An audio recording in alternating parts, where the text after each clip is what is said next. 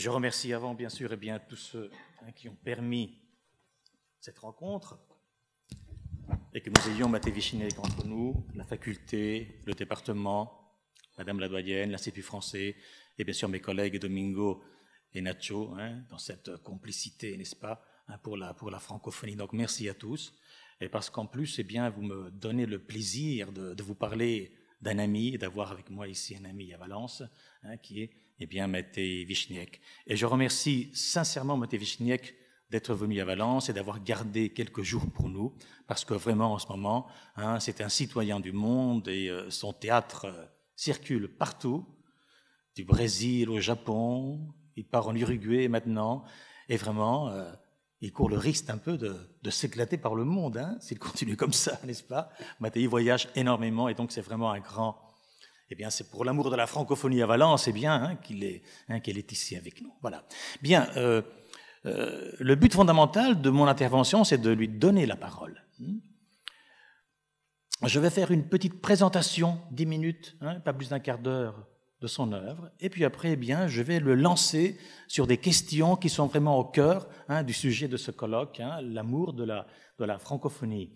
Donc, c'est Mattei que nous devons vraiment écouter. Je vais donc présenter son œuvre. Je tiens à vous dire que la conférence qu'il aura à l'Institut français demain soir, ce n'est pas une répétition de celle-ci. Elle fonctionnera exactement à l'inverse.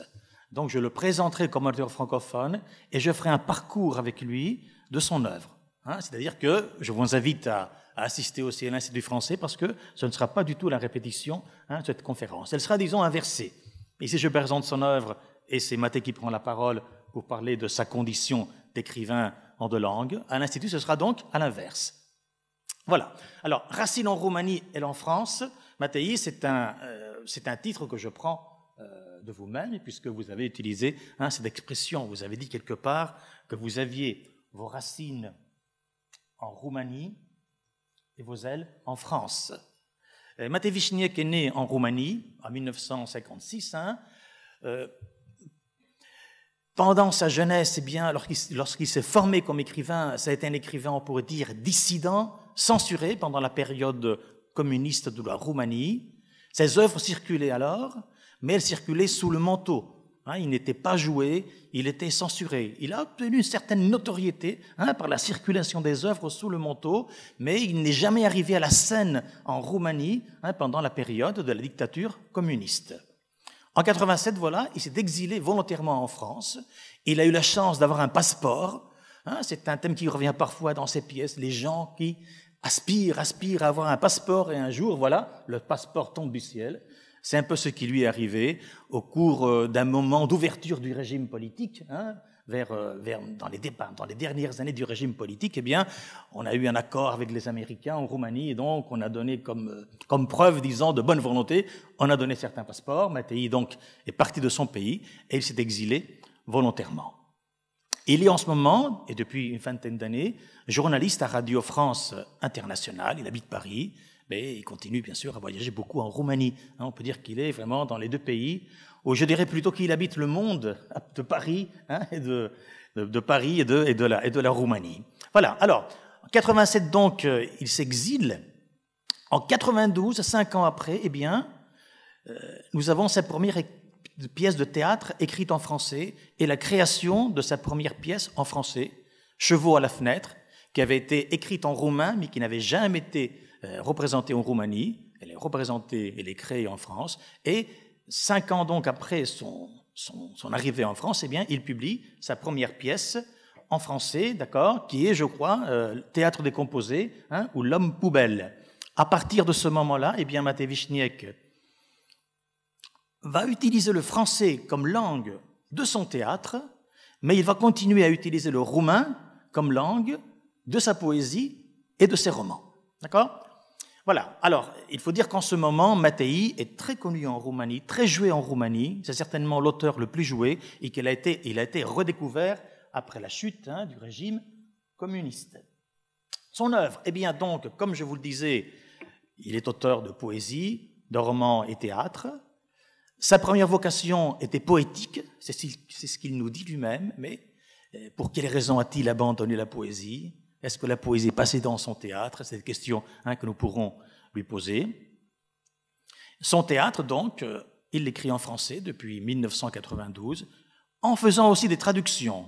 Donc, il a d'abord collaboré aux traductions de son œuvre, du roumain en français, ou bien du français en roumain, et puis petit à petit, il est lui-même autotraducteur de ses œuvres. D'accord ? Donc, vous voyez, une question de rapport entre les genres, de rapport entre les langues, de l'entre-deux, qui est vraiment au cœur de l'univers créatif de Matei Višněk. Son œuvre, donc, elle est accueillie en ce moment, eh bien, je dirais, par le monde, n'est-ce pas? Il est très joué en Roumanie. Il est présent au Festival Off d'Avignon depuis 28 ans, je crois. Il a toujours été joué à Avignon. L'année dernière, il y avait 4 créations.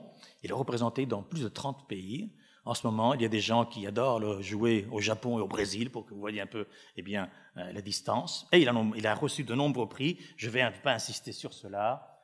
En 2016, oui, pour son roman Le Marchand des premières phrases, il a reçu le prix Jean Monnet. Voilà. Alors, je présente rapidement son théâtre, puisque c'est la partie de son œuvre qui est francophone, et après, eh bien, nous lui donnons la parole. Alors, c'est un théâtre qui est difficile de classer dans un courant. On peut dire qu'il y a un point de départ, et le point de départ, c'est un refus. C'est un refus de la littérature officielle de commande qu'il fallait faire sous le régime communiste, lorsque, eh bien, Matei Višněk était jeune. Donc, il a refusé ce qu'on lui disait qu'il devait faire, s'il voulait se promotionner comme écrivain dans ce pays-là, en particulier, eh bien, cette sorte de réalisme socialiste qui était alors à la mode. Ce qui fait que pendant longtemps, tout ce qui est réalisme, eh bien, était un peu écarté de son œuvre, mais quand même, avec le temps, il a reconquis le réalisme aussi, et certaines de ses dernières œuvres, on peut dire qu'elles sont vraiment très réalistes, dans la mesure où elles parlent de choses, d'événements, de drames, d'horreurs que nous voyons tous les jours sur notre planète. D'accord ? Voilà. Après 87, donc, Matei Višněk part de la Roumanie, et cela va produire aussi, eh bien, une évolution énorme de son théâtre. Pourquoi ? Eh bien, parce que pendant l'époque roumaine de la dictature, il faisait une littérature à clé, une littérature surtout ironique, satirique, mais qui devait un peu, eh bien, échapper à la censure. Le départ de la Roumanie, c'est un peu la libération de son œuvre. Il se libère aussi bien de cette littérature à clé, quoique l'ironie, c'est quelque chose qu'on va retrouver pendant toute son œuvre, mais aussi il se libère un peu du besoin d'écrire constamment pour dénoncer une situation politique. Son théâtre respire, et donc, eh bien, il aborde aussi des domaines beaucoup plus intimes, eh bien, les sentiments, la fantaisie, la vie, la mort, dans une perspective parfois qui n'est pas liée à un pays, à une situation précise. Voilà. Et donc, vous avez des exemples ici, l'histoire des ours pandas racontée par une saxophoniste qui a une petite amie à Francfort. Vous voyez que les titres de Matei sont longs. Et aussi, eh bien, c'est le moment où il se rend compte qu'il découvre l'Occident, pour lui demander après ce que représentait pour lui l'Occident.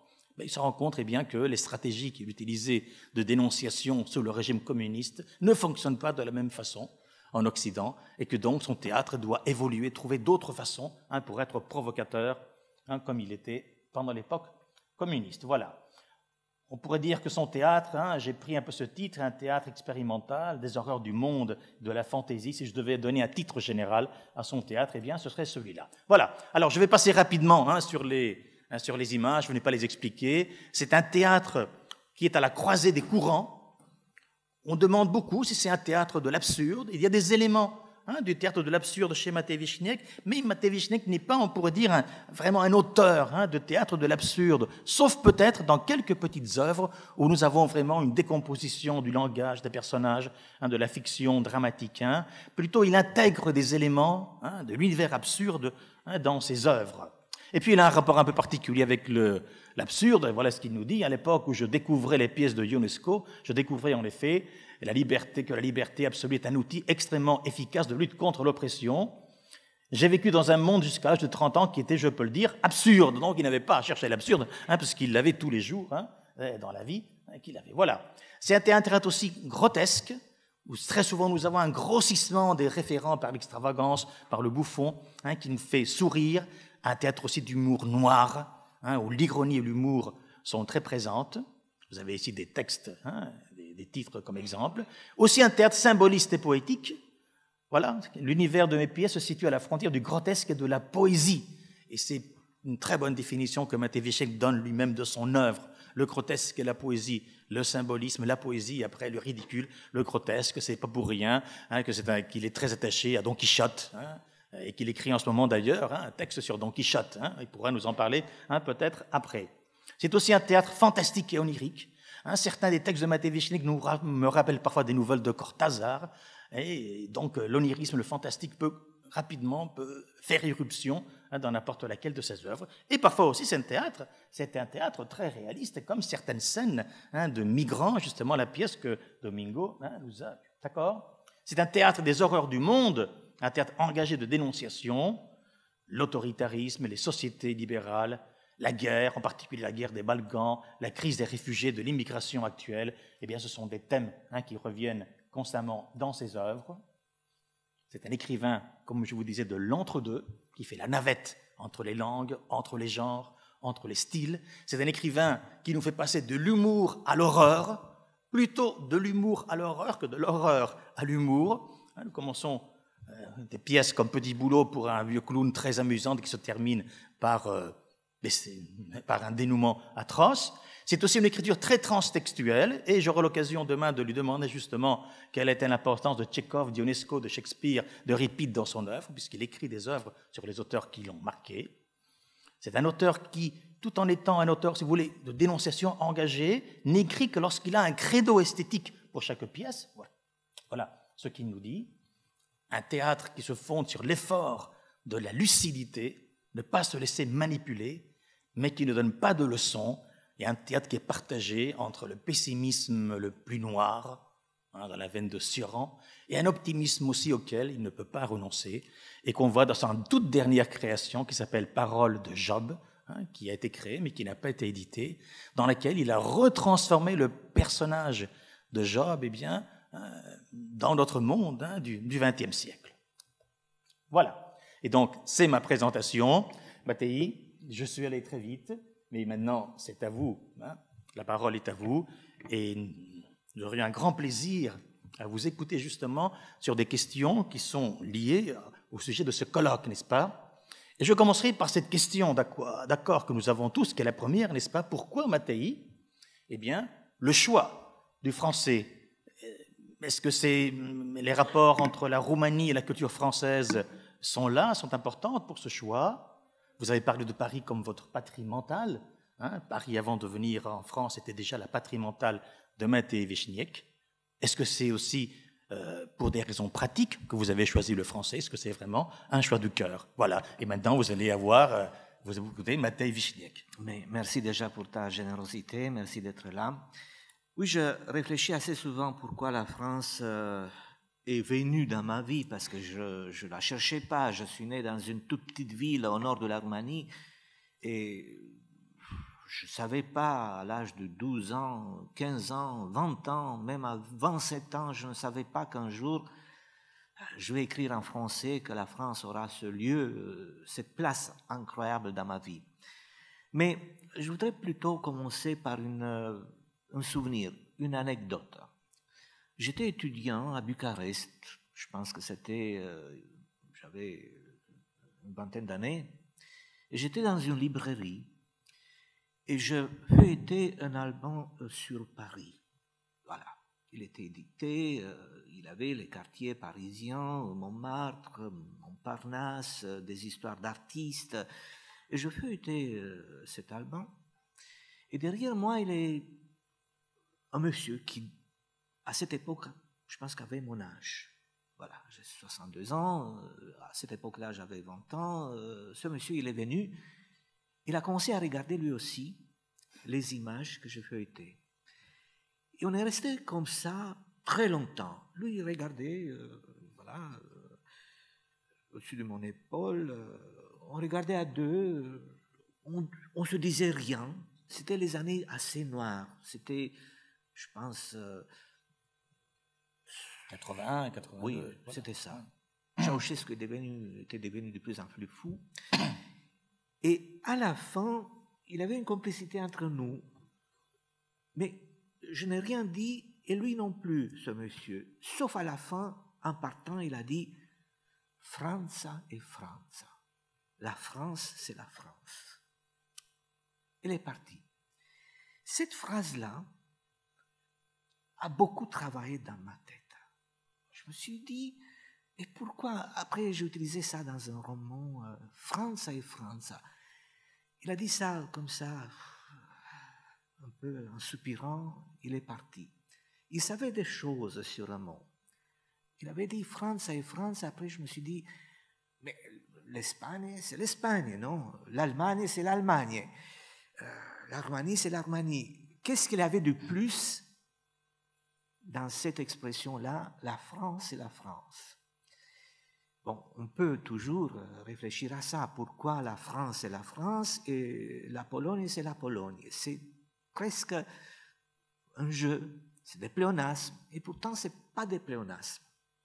Ce qu'il voulait dire, c'est que dans l'imaginaire des Roumains, la France avait une place énorme, gigantesque. Essayez chacun de prononcer le nom d'un pays. Dites Monténégro. Essayez de voir quelles images viendront dans votre cerveau, dans votre, je sais pas, esprit, si vous dites Grèce, si vous dites, je ne sais pas, Roumanie, ou si vous dites Bosnie. On est toujours, chacun de nous, en contact avec un certain nombre d'images, d'émotions, de mots, d'arômes, je ne sais pas, qui viennent brusquement dans notre tête lorsqu'on prononce le nom d'un pays, ou le nom d'un auteur, mais surtout le nom d'un pays. Pour les Romains à cette époque-là, la France, c'était le pays qui avait fourni le plus d'images, d'émotions, de repères et de modèles, si vous voulez. Lorsqu'on prononçait à cette époque le mot la France, il avait vraiment peut-être des centaines ou des milliers d'images et de paroles et d'émotions qui venaient dans la tête des gens. Sans se rendre compte, nous les Roumains, à cette époque-là, on était francophiles et francophones parce que là, le français, c'était la première langue étrangère enseignée et à cause de nos rapports historiques avec la France. Bien sûr, l'Allemagne, c'est l'Allemagne. Lorsqu'on prononçait ce mot, il y avait d'autres images, d'autres sensations. Lorsqu'on prononçait, par exemple, le mot Russie, les Russes. Et ça, c'est aussi très intéressant. Il y avait des images contradictoires qui venaient dans notre tête. Parce que les Russes, à la fin, c'était ceux qui avaient apporté le communisme en Roumanie avec les chars, après la Deuxième Guerre mondiale, mais aussi la culture russe, qui était, voilà, un élément indispensable de la construction spirituelle de l'Europe, non? Mais il y avait une contradiction incroyable entre ce qu'on appelle la politique et la culture. Cette contradiction n'était pas présente lorsqu'on disait la France. La France ne nous a jamais fait du mal. Au contraire, on aurait bien voulu que Napoléon passe chez nous. Chez vous, il a laissé en Espagne des souvenirs terribles. Mais nous, en Roumanie, on se disait, tiens, pourquoi bon Dieu il est parti à Moscou? Incroyable, il aurait pu venir libérer les Balkans. Parce que les Balkans, c'était à cette époque-là les Turcs. Et les peuples des Balkans l'attendaient. Ils disaient, ah, si la France vient pour chasser les Turcs, pour nous libérer, parce que c'était les idées de la Révolution française déjà. Bon, il a eu la mauvaise inspiration d'aller à Moscou.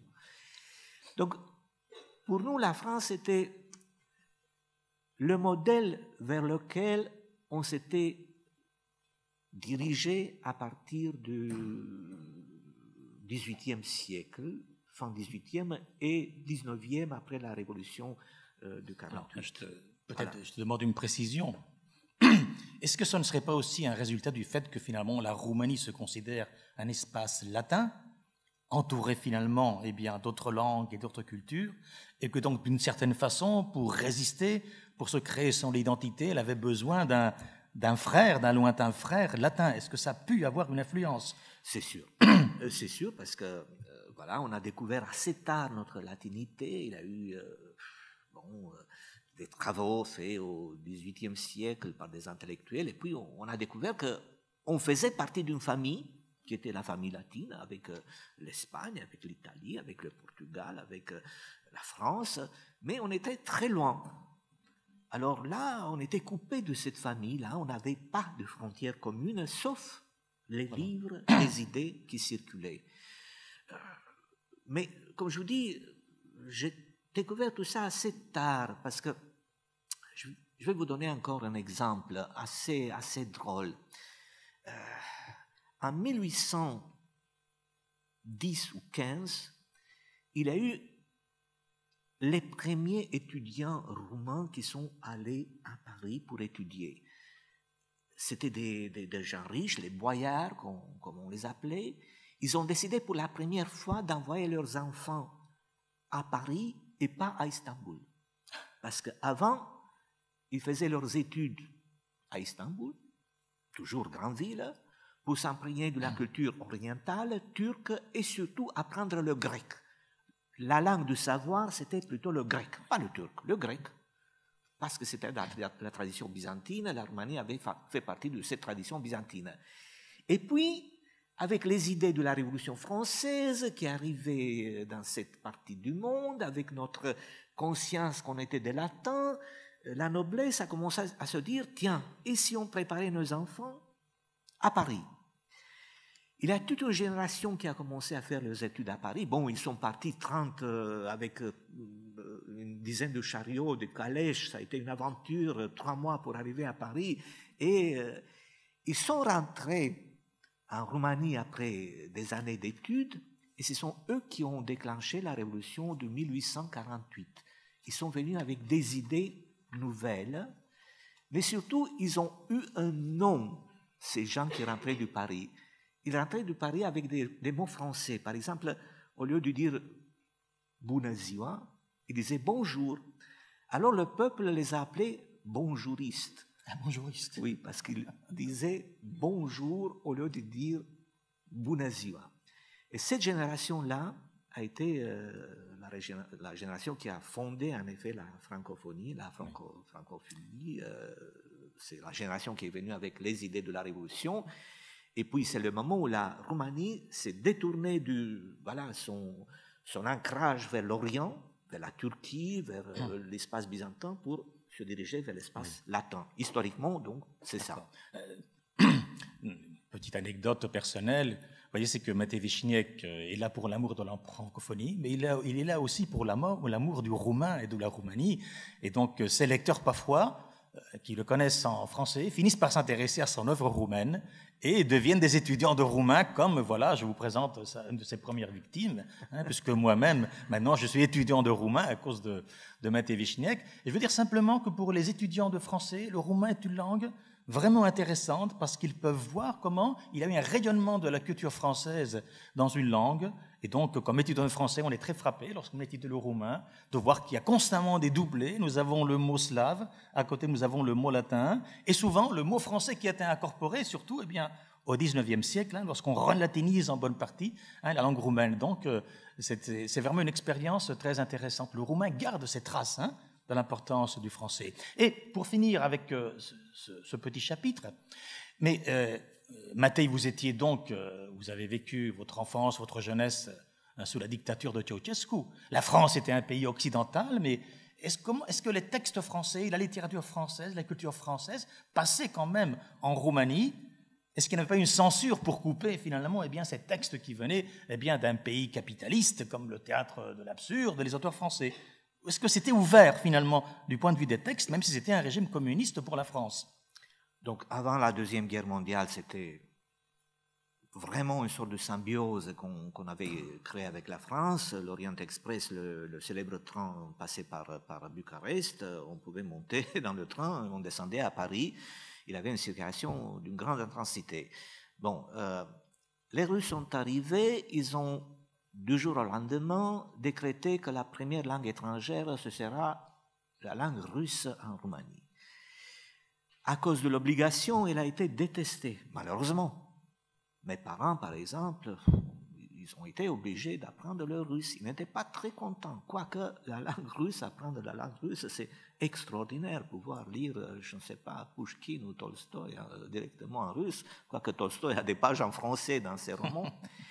Après la mort de Staline, il a eu à nouveau une sorte de révolution à l'intérieur du système communiste en Roumanie. On a décrété à nouveau que ce sont les langues occidentales qui seront les langues, les premières langues étrangères. Donc, le français est revenu en force pour l'enseigner, bon, un peu moins l'anglais, l'allemand. Et c'est comme ça qu'après 1960, le français, à nouveau, est revenu comme première langue étrangère. Mais il s'est passé quelque chose de très intéressant en 1968, exactement il y a 50 ans. Il a eu une visite en Roumanie du président de Gaulle. Et les Roumains ont été tellement enchantés d'accueillir de Gaulle, et Charles de Gaulle a été tellement ébloui de voir la chaleur avec laquelle les Roumains sont sortis le saluer. Et Ceausescu, qui était encore jeune, depuis peu de temps quand même, depuis 4 ans, il était au pouvoir, il a été d'une certaine manière ébloui de voir que la population roumaine avait une telle avidité de saluer la France, de renouer avec la France. Et après cette visite, par exemple, il se passait quelque chose. On a traduit beaucoup plus du français, on a eu beaucoup plus du cinéma, du film français et de la musique française. Parce que du coup, avec De Gaulle, le régime a décidé que la France n'était pas quand même un pays pourri à 100%, que ce n'était pas un pays impérialiste à 100%, que ce n'était pas un pays capitaliste à 100%, que c'était un pays où il avait encore un parti communiste très fort, avec une gauche très forte. Alors c'était un pays qui était sorti de l'OTAN, de l'Alliance Atlantique, donc c'était un pays entre l'espace communiste et l'espace impérialiste. Donc du coup, on a accueilli beaucoup plus de culture française. Et ça nous a aidé vraiment beaucoup à se nourrir de cette culture française. Donc c'est un événement géopolitique qui a créé un peu plus de circulation de la culture française en Roumanie. Voilà. Je continue, Mattei. Vous avez eu l'occasion d'écouter l'accent de Matei Vișinec, n'est-ce pas? Il a un léger accent roumain. Il contribue, n'est-ce pas, à cette diversité d'accents qui s'établit, n'est-ce pas, dans la francophonie, parce que il y a beaucoup d'accents lorsqu'on est un peu centré sur l'hexagone, on a parfois du mal justement à reconnaître ces accents, donc vous avez son accent, et ça me mène à lui poser une question, c'est comment s'est fait son apprentissage du français, parce que Matei Vișinec est sorti donc de la Roumanie en 87, et il ne connaissait pas le français, c'est l'allemand qui avait commencé à étudier à l'école, il ne savait pas donc le français. Et voilà, au bout de 5 ans, eh bien, c'est sa première pièce de théâtre qui est écrite en français. Et donc, vous voyez, c'était un étudiant remarquable de français, puisqu'il est parti de zéro. Et en 5 ans, vous voyez le français qu'il a. C'est une invitation à nos étudiants, n'est-ce pas, pour qu'ils ne se découragent pas, d'accord? Et donc, je voudrais un peu lui poser des questions sur cette période qui m'intéresse énormément. C'est la période de l'apprentissage du français, n'est-ce pas? Surtout ces 5 années, depuis l'arrivée de Matei Vișinec à Paris, et 92, la première pièce, où certainement il a été aidé par des correcteurs, par des amis, certainement, jusqu'à ce que finalement il est devenu un écrivain beaucoup plus autonome, d'accord? J'aimerais bien qu'il nous parle un peu de l'accueil qu'il a eu par les compagnies de théâtre. Est-ce que les compagnies de théâtre avec lesquelles il a travaillé ont contribué à cet apprentissage? Et comment est-ce qu'il a vécu finalement le fait d'être joué pour la première fois en français? Alors Mattei, le secret pour apprendre le français si bien, devenir un écrivain francophone en 5 ans, est-ce que vous pouvez le donner à nos étudiants?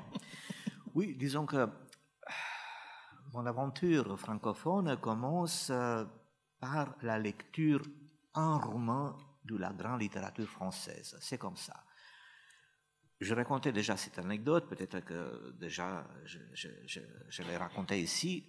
Au moment où j'ai dû choisir ma première langue étrangère, donc j'avais 12 ans au collège, le premier jour, ma mère m'avait dit « Mattei, aujourd'hui, tu choisis ta première langue française, ta première langue étrangère. Fais attention, choisis le français. » J'arrive à l'école, voilà, le premier jour du collège, comme on dit, et j'avais un choix entre le français et l'allemand. Et justement, la dame qui allait enseigner l'allemand était une jeune femme sortie de l'université. Elle était tellement belle et tellement sympathique. Et la dame qui devait enseigner le français, elle était un peu plus âgée et plus sévère, que je choisis l'allemand. Parce que c'était la prof ou le prof qui m'intéressait et pas la langue. Et c'est comme ça que j'ai commencé avec l'allemand, que j'ai appris pendant 8 ans. Après, la deuxième langue a été un peu obligatoire, c'était l'anglais. C'est comme ça que j'ai raté ma première rencontre avec la langue française. Mais une fois arrivé à Bucarest comme étudiant, j'ai commencé à apprendre le français tout seul, c'est-à-dire ce qui n'est pas une bonne méthode. En lisant, par exemple, certains auteurs. Et là, c'est une histoire très intéressante parce qu'on parlait d'Arabal. La première fois que je suis allé, par exemple, m'inscrire à la bibliothèque française qui fonctionnait auprès d'une ambassade française, il y a un institut français qui existait, je suis allé parce que je ne trouvais pas un auteur qui m'intéressait, Arabal. Arabal, je ne sais pas pour quelle raison, n'était pas traduit en roman. Ionesco, si, Beckett, oui, d'autres auteurs importants. Et Arabal, j'entendais parler déjà d'Arabal à cette époque-là, c'était les années 78, 19, Arabal était en vogue en France. Alors je suis allé le chercher en français et d'une certaine manière, j'ai approfondi la langue française en lisant un auteur espagnol qui était écrit ou traduit en français. De t'interrompre, c'est une très bonne leçon qui nous dit qu'en lisant des textes littéraires, vous apprenez le français et ça nous permet de défendre nos matières de littérature. Faites des matières de littérature, vous apprendrez la langue. Pardon, j'ai fait un peu de publicité pour les matières de littérature en profitant. Ce sont des aventures personnelles. Et en lisant Arabal, c'était un recueil assez important. Il avait une écriture aussi très limpide. Après, bon, je commençais à lire d'autres auteurs en français. C'est qu'au moment où je suis arrivé en France en 87, je savais lire, mais je ne savais pas parler. Et ça, c'était un handicap. Mais après 3-4 mois, bon, je commençais à agir, à me lancer. Et puis, j'ai eu besoin quand même, comme vous avez bien dit, de 3 ans, 4 ans pour pouvoir écrire directement en français. Mais c'était déjà une forme d'écriture qui venait de l'intérieur, parce que j'étais imprégné par la musique de la langue française, par le français, par la culture française, et pour le désir surtout d'écrire dans une langue de circulation internationale. Ça, c'était pour moi tout un programme. J'avais vécu en Roumanie ce complexe de la marginalité, de la marginalisation, ce complexe des petites cultures. Je ne suis pas le seul. Il y a d'autres auteurs qui sont arrivés à Paris ou en Espagne, par exemple, ou je ne sais pas, à Londres ou à Berlin, pour écrire dans des langues qui circulent mieux que leur langue maternelle. C'est une vérité. À l'époque du communisme en Roumanie, je savais que je n'avais aucune chance de voir mes pièces ou ma littérature être traduite et circuler. Or, mon désir, j'étais toujours un militant. Je n'ai jamais écrit pour moi. J'ai toujours voulu que mes pièces, ma parole, mes poèmes circulent. Alors, dans cette Roumanie communiste, je savais que j'étais incarcéré dans des lois, dans des dogmes, et que j'avais besoin d'une langue qui circule mieux que la langue roumaine. Donc, d'une certaine manière, j'ai trahi le roumain pour passer au français, mais après, je suis retourné à la langue roumaine. C'est que vivre avec 2 langues, c'est quand même extrêmement intéressant. C'est un regard réciproque qui commence à s'installer. Parfois, j'écrivais, par exemple, en français une pièce, je la traduisais en roumain. Pendant que je traduisais, elle se développait encore un petit peu, elle évoluait. Je revenais à l'original en français et cette navette était très, très intéressante. Je pourrais dire que grâce à la langue française, j'ai compris beaucoup plus de choses sur la langue roumaine. Et puis, cette schizophrénie, ou plutôt cette manière de vivre entre 2 langues, d'une certaine manière, c'est typiquement roumaine. parce que nous, en Roumanie, nous sommes à la frontière entre deux mondes, entre l'Occident et l'Orient, et même la langue roumaine est imprégnée, comme vous avez bien dit, par des mots aussi d'origine slave. Du fait que pour presque chaque concept, on a deux mots. Un mot d'origine latine, un mot d'origine slave. Par exemple, pour dire l'éternité, on dit eternitate ou veșnicie. Ça, c'est une forme de richesse. Et une raison pour laquelle j'ai choisi aussi la France, parce que j'avoue que je suis allé aussi vivre une année en Angleterre pour voir est-ce que l'espace anglo-saxon était plus proche de mon théâtre. Je voulais écrire du théâtre. Parlez-nous un peu de cette expérience, votre tentative d'abord de théâtre anglophone. Parce que Mattei, d'abord, pardon, vous êtes allé une année d'abord, je pense, à Londres, et vous avez essayé justement d'écrire une pièce en anglais. Elle existe, elle est quelque part. Mais après, vous êtes revenu à Paris. Qu'est-ce qui s'est passé avec l'anglais? C'est de la même manière que j'ai choisi la première langue étrangère, parce que c'était une femme ou un homme, une personne qui me fascinait plus que la langue. C'est l'espace culturel français que j'ai trouvé plus proche de mon théâtre et plus ouvert pour mon théâtre. J'écris en anglais, j'ai traduit plusieurs pièces en anglais et j'ai essayé, par exemple à l'époque où j'ai vécu à Londres, 88-89, de frapper à la porte du théâtre à Londres. Le théâtre anglais il est extraordinaire, sauf que on me regardait un petit peu comme un alien, comme un extraterrestre. Mon théâtre un peu trop onirique, trop grotesque, trop absurde, trop fantastique, ne calait pas sur la dominante ou sur les attentes dans le monde un peu plus spécial anglo-saxon. Tandis que la France, pour moi, c'était un espace d'avant-garde continue, où l'avant-garde a été même institutionnalisée. Si vous allez, par exemple, un jour au Festival du Théâtre d'Avignon, vous allez voir qu'avec l'argent de l'État, on fait les expériences les plus incroyables qui existent au théâtre, parce qu'il y a une tradition d'avant-garde qui est ancrée dans la conscience collective, et ça fait un peu le goût du jour du public. Il y a un public pour l'expérience théâtrale, pour l'avant-garde, encore en France, et dans l'Europe continentale. C'est un public que je ne trouvais pas dans le monde anglo-saxon, disons, même aux États-Unis. Et c'est pour ça que la France, pour moi, ça a été aussi un espace d'accueil culturel. Vous avez dit quelque part que vous avez eu la chance d'être à Paris et de contacter les nombreuses petites compagnies de théâtre qu'il y a qui demandent des textes, qui demandent des textes aux auteurs. Donc, cela vous a aidé, n'est-ce pas, à écrire. Oui. Ça, c'est une tradition française du théâtre français. Il y a une politique culturelle qui a été lancée après la Deuxième Guerre mondiale en France et Maroc qui a déclenché ce qu'on appelle la décentralisation culturelle en France. Cette décentralisation culturelle et théâtrale, ça s'est fait avec l'argent de l'État, avec l'argent des départements et avec l'argent des locales. Et énormément de compagnies ou de troupes ou de metteurs en scène ont pu quitter Paris pour créer des théâtres dans les petites villes et même dans les villages. La France est devenue d'une certaine manière une constellation de petites compagnies qui font des créations, qui cherchent des auteurs vivants, et j'ai bénéficié en effet de cette politique théâtrale absolument particulière. J'ai découvert pour la première fois en France qu'un comédien sur la scène faisait tout.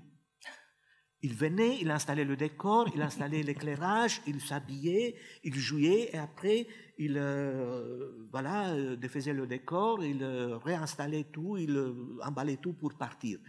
En Roumanie, par exemple, à l'époque où j'étais jeune, un comédien, c'était un dieu.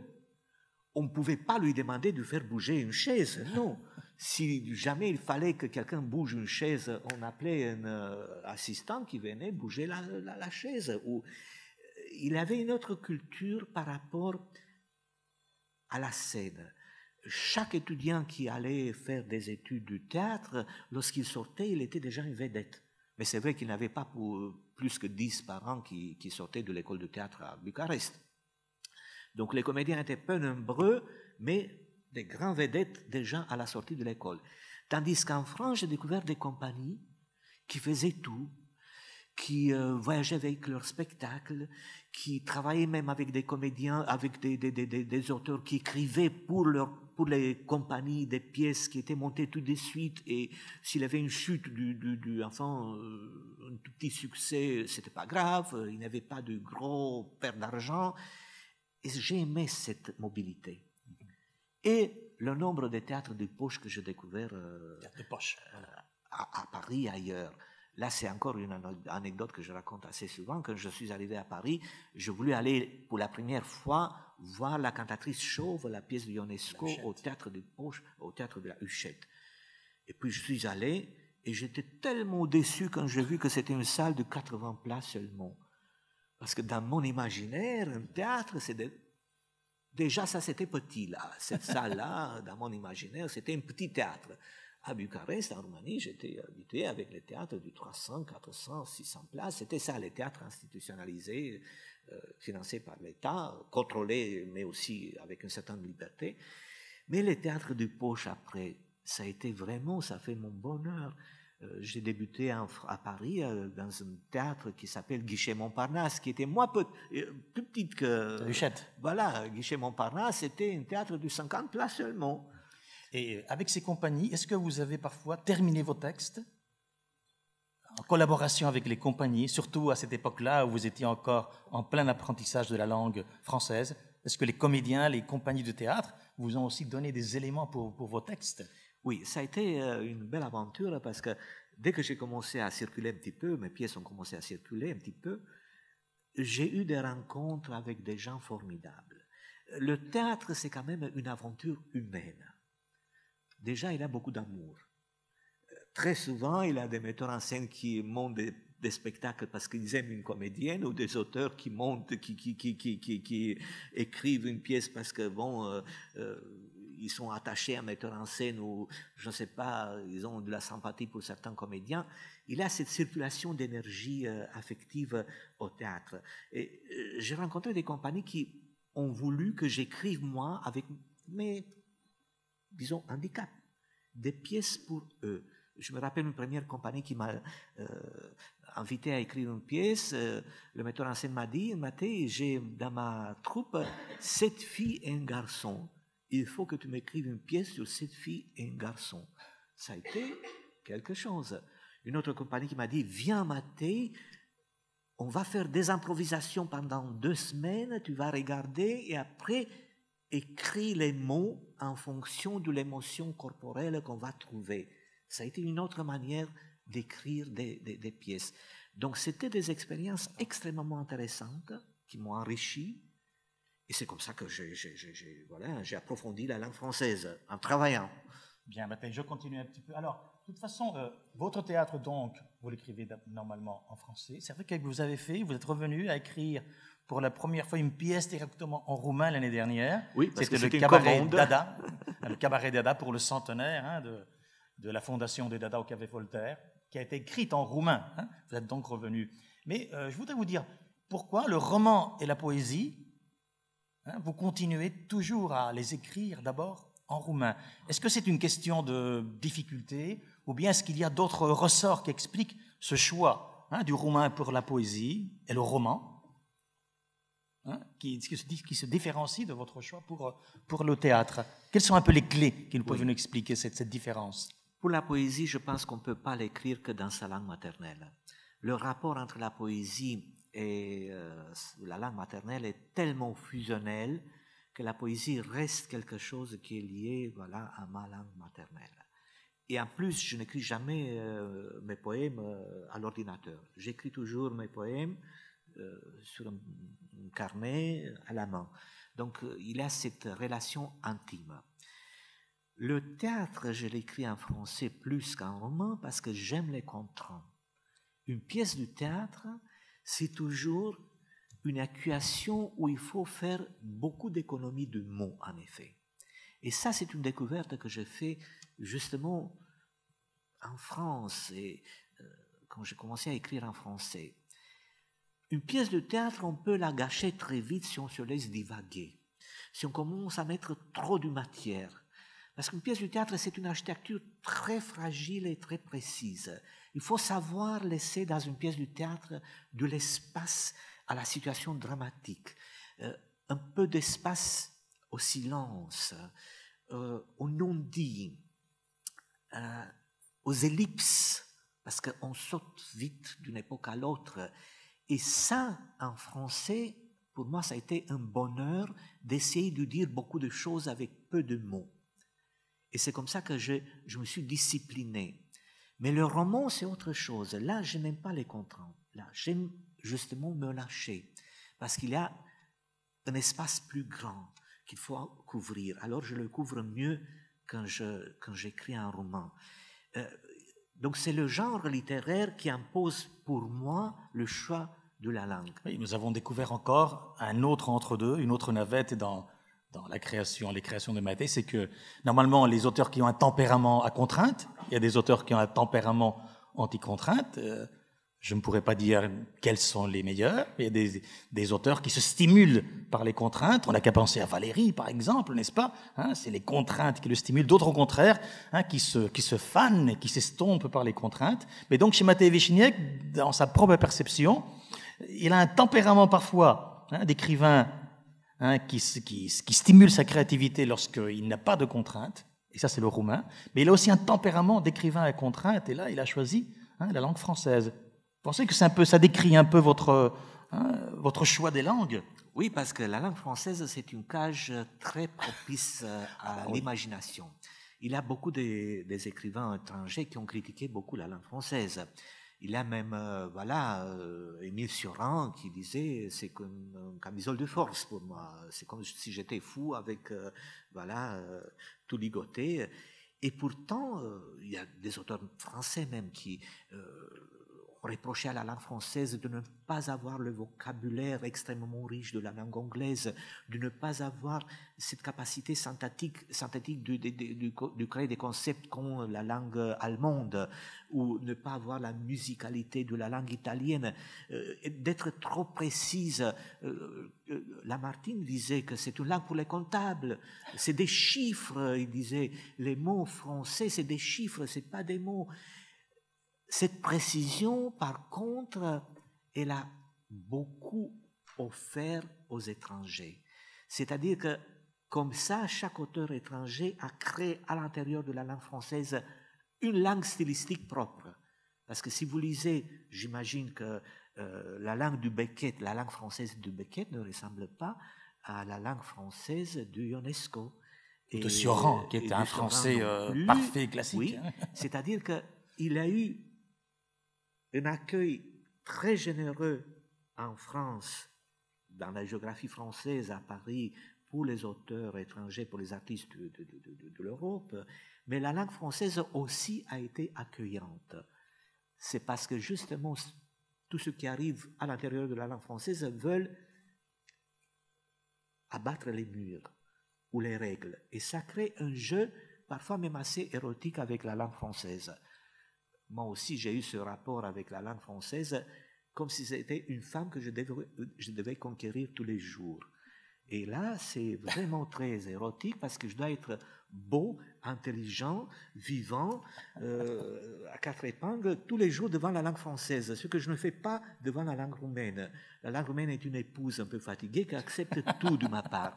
La langue française veut que tous les jours je sois brillant. Alors ça, c'est un rapport intéressant, disons, de séduction que je vis avec le français. Mais lorsque vous êtes donc avec la maîtresse, est-ce que l'épouse est aussi présente puisque vous l'avez posé en ces termes-là, est-ce que pendant l'écriture, de mes trahisons, lorsque vous écrivez en français, est-ce que le roumain, est-ce qu'il est présent? Est-ce que aussi vous traduisez parfois? Est-ce que vous trouvez le mot en roumain et pas en français? Comment est-ce que vous arrangez, n'est-ce pas, pour ce... est-ce que c'est une bataille? Est-ce que c'est plutôt une collaboration? Ou est-ce que le roumain l'épouse est prête à attendre un peu? Il laisse Mattei avec l'amante, mais il sait il sait que Mattei va revenir finalement à l'épouse. Est-ce que c'est un peu comme ça? C'est vrai que linguistiquement, je suis un polygame. C'est-à-dire que j'essaie même d'écrire en anglais, mais ça n'a pas donné grand-chose, donc je garde que 2 épouses. Mais il y a, comme vous avez dit, une communication très intéressante entre les deux.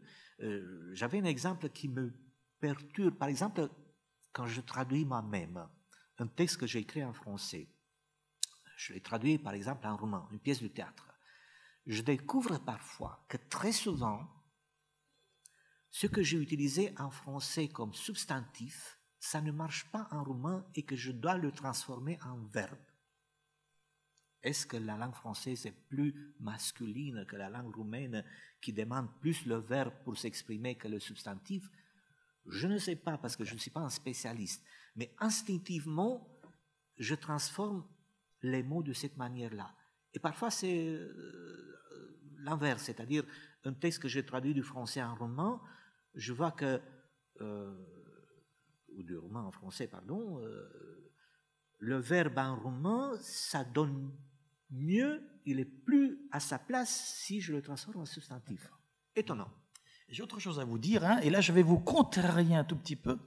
Hein, je ne suis pas tout à fait d'accord avec cette différence entre la contrainte et la non-contrainte, parce que vous êtes auteur justement de quelques textes, surtout les derniers temps, que vous appelez poèmes dramatiques, hein, comme par exemple ce texte-là, vous savez, je l'adore, qui s'appelle « Comment j'ai dressé un escargot sur tes seins », qui est un poème érotique et aussi humoristique en même temps. Mais là, j'ai l'impression que vous êtes un peu entre les deux genres, que même en français, vous êtes un peu laissé aller, hein, un peu comme dans la poésie. Est-ce que vous partagez un peu mon impression? J'ai l'impression que vous êtes en train d'ouvrir une nouvelle voie dans votre écriture en français, hein, n'est-ce pas, qui... peut-être que vous arrivez à écrire de la poésie en français. Voilà, c'est ce que je voulais. C'est un peu la question que je vous pose. C'est possible maintenant, après 30 ans. Oui, je pense que la langue française commence à me porter elle. Jusqu'à maintenant, j'étais humble devant la langue française parce que je devais vraiment, avec chaque phrase, conquérir encore un espace. Peut-être que j'ai commencé aussi à rêver en français. Parfois, oui, j'ai l'impression que parfois je parle en français dans mes rêves, quoique mes rêves sont surtout en roumain. En effet, je ne sais pas. Je suis habité par deux langues et je n'ai pas le temps de m'arrêter trop pour analyser, mais comme ça a été beau, cette aventure. Oui, mais j'ai l'impression que un de vos derniers recueils, Lettres d'amour à une princesse chinoise, celui d'autres pièces courtes, hein, nous l'avons ici comme Comment j'ai dressé un escargot dans tes seins, vous faites, ce sont de petites pièces, et ce sont vraiment des poèmes, hein, des poèmes dramatiques. Hein, le poème qu'il y a sur la mort, par exemple, le dialogue avec la mort. Et donc, j'ai l'impression que vous avez ouvert une voie dans votre théâtre qui était peut-être déjà sous-jacente, qui vous mène, qui mène vers la poésie aussi en français. C'est une de mes impressions. Bon, pour ne pas déborder, nous avons encore 5 minutes, donc j'ai d'autres questions à poser à Matej, mais bon, voilà, c'est vraiment un plaisir de l'écouter, et bien sûr, j'ai préféré le laisser s'exprimer. Je pense qu'il sera avec nous, vous avez l'occasion de parler avec lui. J'aime bien peut-être est-ce que vous aimez cette phrase de Julia Kristeva qui dit « Esprit dédoublé, l'écrivain dans un idiome d'emprunt », puisque ce serait votre cas, le français finalement est un idiome d'emprunt. Alors j'ai découvert que ce n'est pas la deuxième langue, ça a été même la 4e langue, puisqu'il y a eu avant l'allemand, l'anglais, le français, c'est la 4e langue qui est devenue, n'est-ce pas, la langue de création, voilà, aviso para navegantes, voilà. Voilà ce que dit Julia Kristeva. L'esprit dédoublé, l'écrivain dans un idiome d'emprunt ne peut vivre qu'en aiguisant son esprit critique, dans l'inquiétude jamais éteinte, dans la lucidité insomniaque du traducteur. Donc, est-ce que votre esprit critique, justement, cet esprit critique qu'il y a dans votre œuvre, d'une certaine façon, il est relayé justement par l'esprit critique que vous devez après maintenir au niveau maintenant le plus matériel de la création, au niveau des mots. Finalement, c'est une même aptitude intellectuelle, mais qui s'applique à des niveaux très différents, au niveau des grandes conceptions, des idées, mais aussi au niveau du travail sur l'instrument. Je ne sais pas, j'ai pris cette citation de Julia, je pense qu'elle était assez appropriée. Là, vous m'obligez à me positionner par rapport à la langue et la liberté, par exemple. Je ne sais pas pourquoi, là, du coup, je sais que la langue roumaine a été pour moi un espace de liberté, parce que j'ai trouvé la liberté à l'époque de la dictature, à l'intérieur de la langue roumaine, de la littérature, c'était le seul espace de liberté. Donc j'avais trouvé la liberté à l'intérieur de la langue roumaine, mais c'est la langue française qui a été la langue de la liberté. La langue roumaine a été l'espace de liberté, mais pour mes fantasmes et pour partir, pour sortir, pour circuler, la langue française, d'ailleurs pour beaucoup de gens en Europe, la langue française a été une langue de la liberté, parce que justement l'imaginaire était nourri par cette idée que la France a toujours été un espace d'accueil de liberté d'expression. Et ça laisse des traces. D'une certaine manière, peut-être qu'aujourd'hui, mais aussi, quand je veux voyager, je voyage avec la langue française. Et même quand je voyage physiquement en Europe, je voyage avec mon passeport français. C'est quelque chose de très ancré depuis que j'ai vécu dans cette Roumanie où je n'avais pas de passeport. Mais par contre, quand je suis tout seul, quand je m'arrête, je retourne à la langue roumaine qui est la langue de mes racines, la langue de mes premiers fantasmes, de mes premiers amours, de la poésie. Donc voilà deux manières de transformer la langue en moyen de circulation et en réflexion lorsqu'on est au repos. Merci Mattei, j'aurais évoqué avec vous d'autres aspects. Hein. Vous l'avez déjà dit, vous essayez de dire beaucoup en peu de mots en français. Vous avez découvert, grâce à l'utilisation du français et du roumain, de nouvelles possibilités dans votre langage théâtral. Et vous avez parlé aussi du français comme une reconstruction personnelle. Hein, le fait de passer en français, cela conduit à reconstruire votre personnalité d'écrivain. Là, nous avons la phrase de Suran qui disait voilà, que le français est une camisole de force. Hein, voilà, il ne lésinait pas sur le mot. D'accord. J'aurais aussi évoqué avec vous, eh bien, on le verra certainement à l'Institut français, eh bien, votre perception de la France, parce que vous aimez aussi beaucoup la France, mais vous êtes capable aussi de faire de l'humour sur la France, de la critiquer. Notamment, il y a une pièce qui s'appelle Jeanne et le feu, où Mattei s'est attaqué au mythe de Jeanne d'Arc, n'est-ce pas, où les éléments grotesques, comiques, sont accompagnés aussi d'une grande tendresse pour le personnage. Donc, vous avez aussi un rapport, on pourrait dire, critique aussi avec la culture française. Et voilà.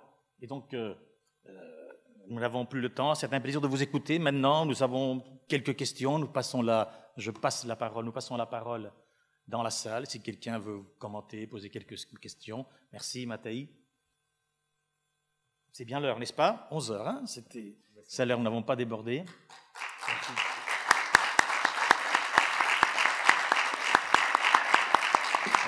Voilà, merci. Bon, c'est l'heure, n'est-ce pas? Alors, on continue maintenant, vous continuez. Ah, c'est Mattei, il y a des questions peut-être. Ne part pas encore, hein? S'il y a des questions. Hein? J'en profite pour vous, voilà. Nous aurons cet après-midi, l'atelier théâtral avec Mattei Wiśniek à 16h30. Nature, ce sera ici aussi, l'atelier théâtral? À la salle des Mapas, sur le 7e étage. Hein, Mattei a apporté quelques textes, il va vous faire travailler sur le français avec des textes. Vous êtes donc invité à participer. Demain donc à 20h15 à l'Institut français, nous continuerons. Vous voyez que le débat est encore, a encore des développements possibles. Et simplement, je vais vous annoncer qu'en septembre, nous aurons la création de Micran en espagnol à Madrid, le Teatro La Mirador, aussi certainement au Pays Basque. Et que si vous allez à la foire du livre de Madrid le 1er juin, eh bien, Mattei Wiśniek est invité parce que la Roumanie est le pays invité, d'accord, à la foire du livre à Madrid. Et que c'est un auteur que nous avons au programme et que vous avez la possibilité d'avoir sa signature maintenant, puisque nous avons, d'ailleurs, il nous a apporté quelques livres en français qui ne sont pas faciles à acquérir et ils sont là. Nacho ?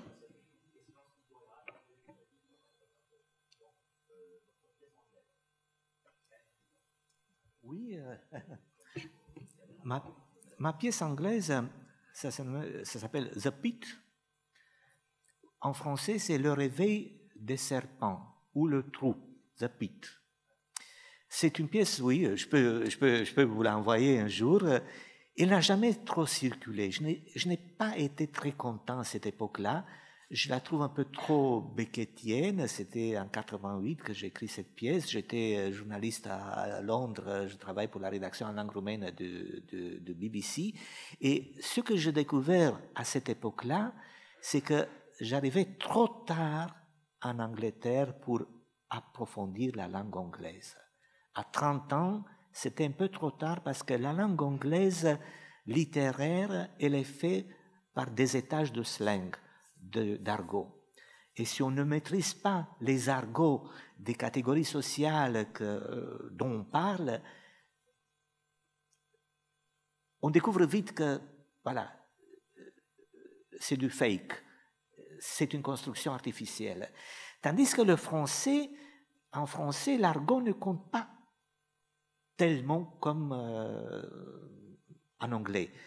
Il peut avoir en français une langue littéraire unique à l'intérieur de laquelle on peut introduire des nuances. Bien sûr, on peut carrément écrire dans une sorte d'argot comme Raymond Queneau, ou je ne sais pas. Mais ça a été une révélation pour moi en Angleterre, que la langue anglaise est beaucoup plus perfide que la langue française. Tout le monde croit pouvoir apprendre l'anglais. Dès qu'on apprend 2000 mots ou même 200 mots, on se débrouille. C'est l'anglais d'aéroport et on croit connaître l'anglais. Mais non, c'est pas vrai. C'est pas vrai. Dès qu'on creuse un petit peu, c'est beaucoup plus compliqué.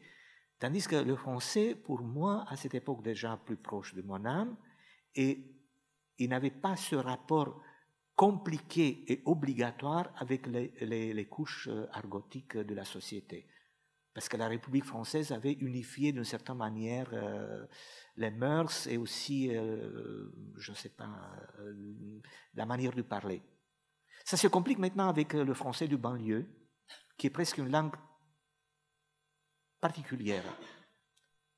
Mais voilà mon aventure avec l'anglais. Merci.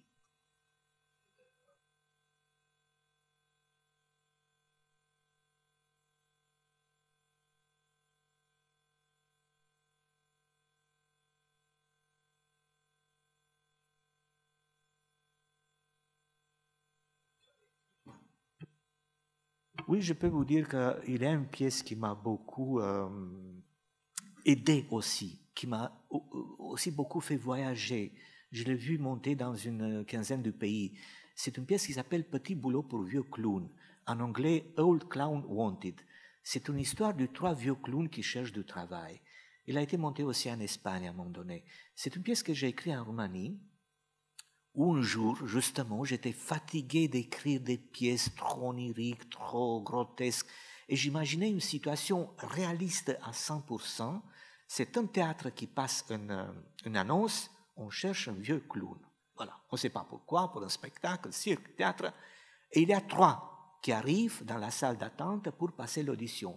Ces 3 clowns se reconnaissent, ils sont copains, ils commencent à s'amuser, à se parler, à évoquer le passé, et après il y a une lutte entre les 3 qui s'installe. Quand j'écrivais cette pièce, je n'avais pas la conscience de son universalité, parce que je voulais parler en Roumanie de la manière dont l'artiste est marginalisé par la société, poussé vers la sortie. Quand je suis arrivé en France, elle a été jouée, et quelqu'un m'a dit « Oui, c'est une pièce sur la compétition bête qui existe dans le monde capitaliste. » Je n'avais pas pensé à ça. Et depuis, je l'ai vu monter dans plusieurs pays, au Japon, en Turquie, aux États-Unis, et elle m'a apporté beaucoup de bonheur, cette pièce. Je pense que j'ai capté, à une époque où je ne pensais pas à ça, voilà, quelque chose d'universel, mais c'est grâce à Fellini, j'avais beaucoup aimé le monde de Fellini. Ça fait partie de mes enfants chéris, cette pièce. Si je peux ajouter quelque chose à propos de Petit boulot pour un vieux clown, je crois que c'est la pièce qui a été le plus jouée dans le plus de pays de votre théâtre. Il y a quelque chose de curieux dans cette pièce. Moi, j'ai eu l'occasion de la voir à Santiago de Compostela il y a 2 ans. C'est que vous m'avez dit que très souvent, les metteurs en scène ont du mal à terminer la pièce comme vous la terminez dans votre texte, et qu'il est rare de trouver le dénouement qui est dans votre texte. Les metteurs en scène ont beaucoup de mal à le faire. Comment est-ce que vous vivez cette situation d'être partiellement trahi par les metteurs en scène? En plus, Matej Višněk écrit aussi beaucoup de pièces qui sont modulaires, où il donne finalement une grande initiative aux metteurs en scène. Même, il y a une pièce où il dit que la seule chose qu'il faut garder, c'est le titre. On peut tout changer, mais le titre est sacré. C'est maman, il nous raconte au 2e acte ce qui s'est déjà passé au 1er acte. Vous dites là au metteur en scène, le metteur en scène peut tout changer, mais le titre est sacré.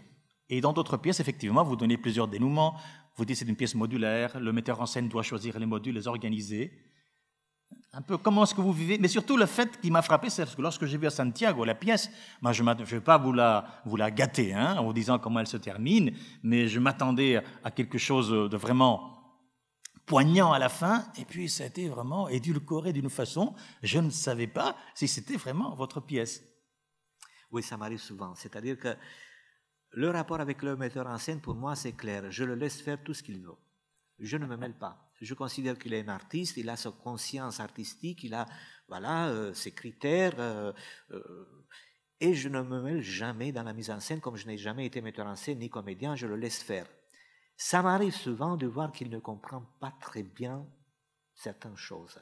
Dans cette pièce, par exemple, les trois entrent dans une sorte de jeu, et puis à la fin, par accident, l'un des clowns est tué par deux autres. Et brusquement, ils paniquent, ils veulent cacher le cadavre. Il y a une porte là qui n'a pas fonctionné, qu'on n'a jamais ouverte. Alors ils se disent, tiens, on va le cacher derrière cette porte. Ils ouvrent cette porte et au moment où ils veulent pousser le cadavre dans cette pièce, ils découvrent qu'il y a encore un cadavre là-bas qui attend peut-être de... Donc ça, finir avec cette tragédie, un spectacle avec des clowns, peut-être ça pose un problème à certains... En plus, il y a beaucoup de jeux, d'ailleurs, il faut vraiment des acteurs qui soient des clowns, parce qu'ils se font un concours de jeu chacun. Il faut des acteurs vraiment clowns dans cette pièce. Alors, il y a des metteurs en scène qui se disent, écoute, on ne va pas quand même donner un coup comme ça au public, il s'est bien amusé jusqu'à maintenant, et après on aura 2 morts à la fin. Quoique chez moi, il a moins de morts que chez Shakespeare. Là, il a 5, 6, 8 dans ces pièces. Moi, je n'ai que 2. Donc c'est pour ça que très souvent, les metteurs en scène ont changé la fin. Mais voilà, c'est le risque du métier, j'assume. Et puis, j'ai plus de satisfaction que de déception dans ma longue carrière d'auteur. Bon, eh bien, mettez, je vois...